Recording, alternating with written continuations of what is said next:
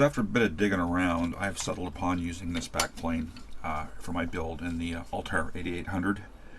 As we saw in the previous video, the other ones I had were either way too large or just didn't have enough room. This is a 10 slot backplane, I believe 2, 4, 6, 8, 10, which gives me a nice amount of expansion capability. This was found surplus many years ago. And I used it for a while for some other development. This was an IEEE 696 compliant backplane. And the 696, if I can find the notebook here, I know there's a page in here that covers this. Right here, so the Altair bus and the S100 bus are the same thing. However, the backplane evolved into the IEEE 696 standard. And what that did was took this front panel memory protect pin, this other protect pin, or the unprotect and protect pins, and this direct send switch to the processor. It made those 3 pins ground on the backplane. And for what we're running here, we don't want a 696 compliant backplane. We just want an old school S100 backplane. And so after probing around a bit on this backplane, and this is rather hard to see, this backplane's got guard grounds between all the signal paths, which is kind of interesting. But it had those extra pins here shorted to ground, and I was able to go in and basically cut some traces that were pulling those to ground. And with those traces isolated, it turned out I still have signal continuity on everybody. They're just not being held to ground anymore. And there was another change I had to make back here as well, to isolate a pin from ground. And those pins are now floating. I've got continuity end to end, so they should absolutely be fine. So this should be a working backplane for what I want to do. When I came across this backplane, it actually had the card cage with it, which is part of what makes this really nice. So we've got the card cage here, which is gorgeous. It's going to work really well for this. This card doesn't fit super well, but you know, if I can get that to line up, you know, this card cage was designed for this particular board, the spacings and everything, and this is going to work really well, I think, inside of the case. It gives me 10 slots. It gives me a really nice card cage. It gives me a nice strong mechanical assembly. I think that's going to work really well. So moving forward on this, the other thing this card cage came with was the wiring harness, which made this even more super duper. So what I've done is taken the switching power supplies, where I had previously, just for testing, kind of build up this rather crappy wiring harness, but you know, it's what I built at the time to get me through testing, and this worked. But having the original wiring harness here with this, you know, this very heavy gauge wire, so there's 3 heavy grounds that come in. There's 2 heavy greens for the +5, and there's the kind of orange and yellow for the plus and minus 15 that I'm going to have. And so I've just essentially wired this in. So the 3 heavy grounds come to the bottom 40 amp power supply, and then there's a ground strap that runs up to the ground on this second guy up here to produce the plus 15, and then that ground loops around to the positive terminal on the top switcher to get me the minus rail. Color code wise, it looks like I've got these all correct. So I'm going to go ahead and hook this all up, which is pretty nice, and we're going to do some voltage testing here. So let's get the meter on volts. And we'll verify if I've got this harness all hooked up right, or if we blow a circuit breaker. I should be seeing ground over here, and I should be seeing +8 over here. If I can get down in there and actually get contact. And that's perfect. I should be seeing -15 here on this pin.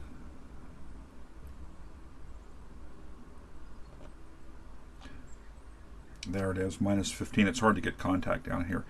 And I should be seeing +15 here on this pin. So I got this wired up correctly. You know, these two end pins down here are the grounds that I'm poking down into to get contact. These 2 end pins here are both bring +8 to each board. It's hard to get contact down in there, as you can see. And I've got +8 on both sides, as I should have. Again, really hard to maintain contact on those. There it is. Oh, come on. Time I look up at the meter, my hand slips off. And there should be ground on the other side over here, and there is. Then in reference to that ground, like we did a second ago, there should be minus 15 here, and there is. And there should be plus 15 here. So we're good. Everything there looks great. So that's really sweet. So at this point, I'm confident enough to actually get some cards in here and power this up and see what we get. So let's get this 16K RAM card in place. We've got the front panel interface and CPU. That's the CPU card. Sorry for getting my big old head in the way. There's the front panel. I have to move the coffee out of the way here. Let's slide that all back out of the way. Let's bring in the front panel and see if we actually still have a functional system.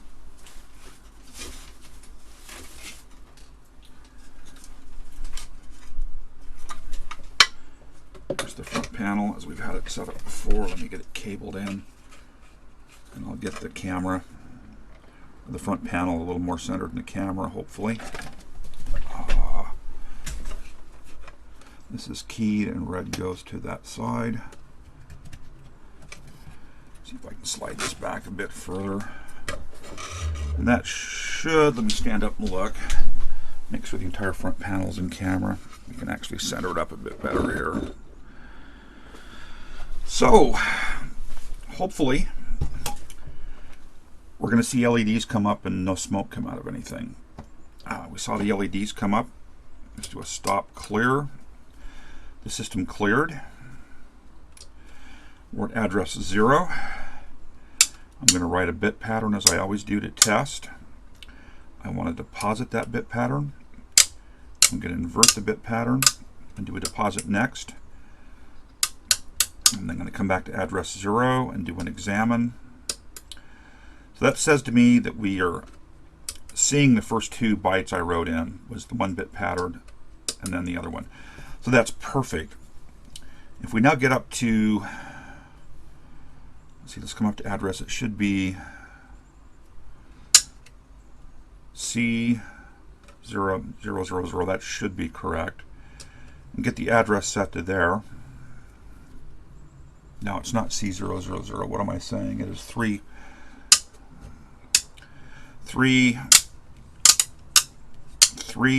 FFFF should be the last address in that memory card.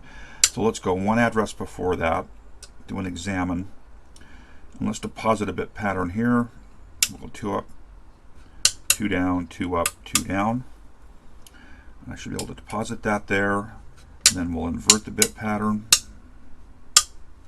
And we'll do a deposit next, and that should be the last address in the machine.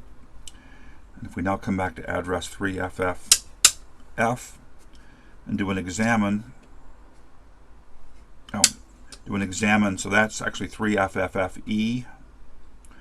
There's the first pattern we wrote, and examine next. There's the second. That's correct. If I come back down to address 0, do an examine, I've got that original bit pattern, and so we're seeing that full 16K RAM card is the way this appears, which is really awesome. So let's get a reset, and let's put a little bit of code into it. So C3, there's the upper nibble and the lower. C3, we're going to deposit that at address 0, is a jump instruction. I'm going to jump to address 7. So remember, high byte, low byte, or backwards there. That's a jump to address 7.